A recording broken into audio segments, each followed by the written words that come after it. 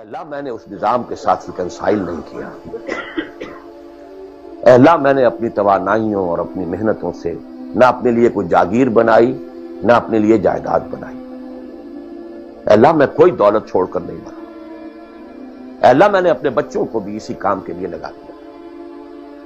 میں نے ان کی دنیا سے بڑھ کر ان کی عاقبت کی فکر کی ہے۔ نہیں کر سکا، آگے کچھ نہیں ہو سکا تو میں بے بس ہوں۔ ایک ایسے ماحول میں رہ رہا ہوں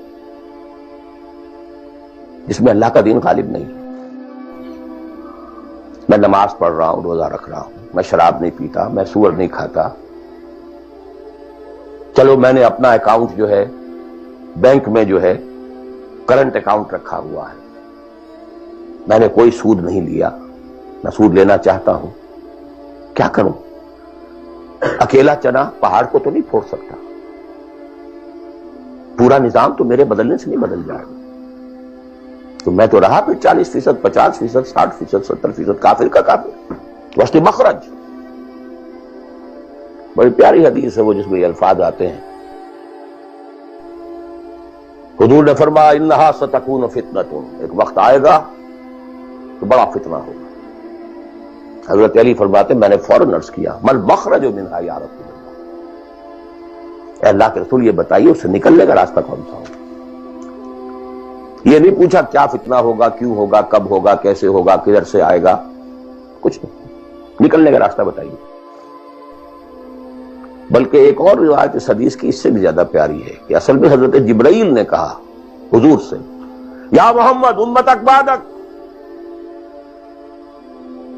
اے محمد صلی اللہ علیہ وسلم کبھی سوچا ہے تمہارے بعد تمہاری امت کا کیا بنے گا؟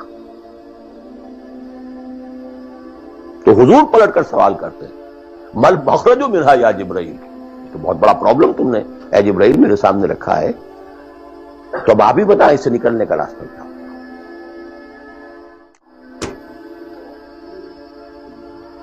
وہ پوری حدیث پھر وہی ہے،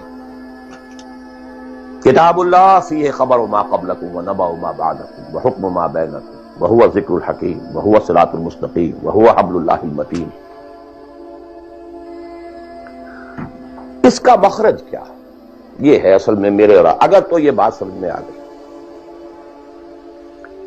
اس کے لیے تصور سمجھ لیجئے ہمارے دین میں کفارے کا ایک تصور ہے۔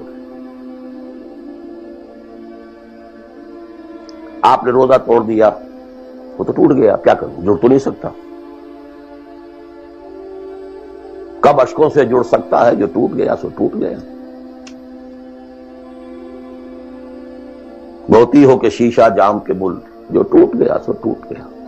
تم ناحق ٹکڑے چن چن کر دامن میں چھپائے بیٹھے ہو، شیشوں کا مسیحا کوئی نہیں، کیا آس لگائے بیٹھے، وہ تو ٹوٹ گیا، لیکن اس کا کفارہ دے دیا۔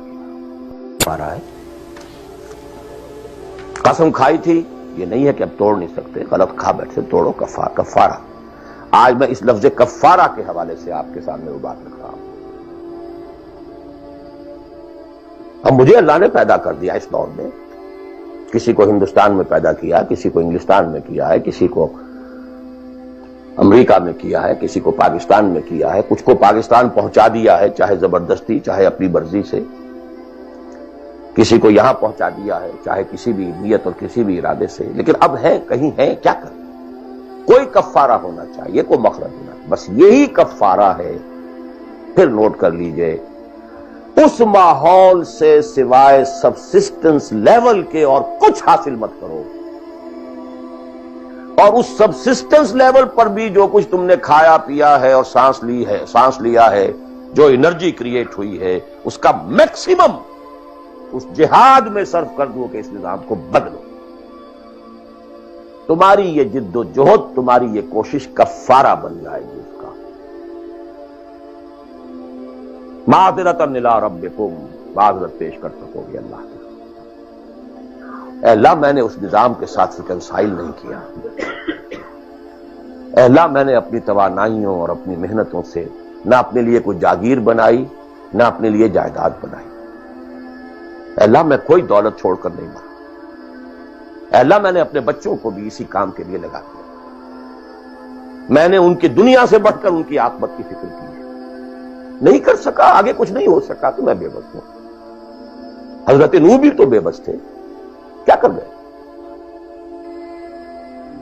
لیکن اگر کسی بھی درجے میں ریکنسیلیشن ہے، کمپیٹیبلٹی ہے، اس کو آپ نے ایکسپٹ کر لیا ہے، اس میں پھلنے پھولنے اور پھیلنے کا بندوبست کر رہے ہیں، you are doomed. Everything will be multiplied by a big zero and will become a zero. یہ ہے جو میں سمجھا.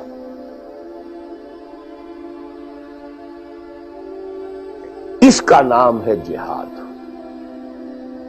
کانسٹنٹ فرکشن، کانسٹنٹ اسٹرگل، جان مال. ان صلاتی و نسکی و محیایا و مماتی للہ رب العالمین. میری زندگی کا مقصد تیرے دین کی سرفرازی. میں اسی لیے مسلمان، میں اسی لیے نمازی.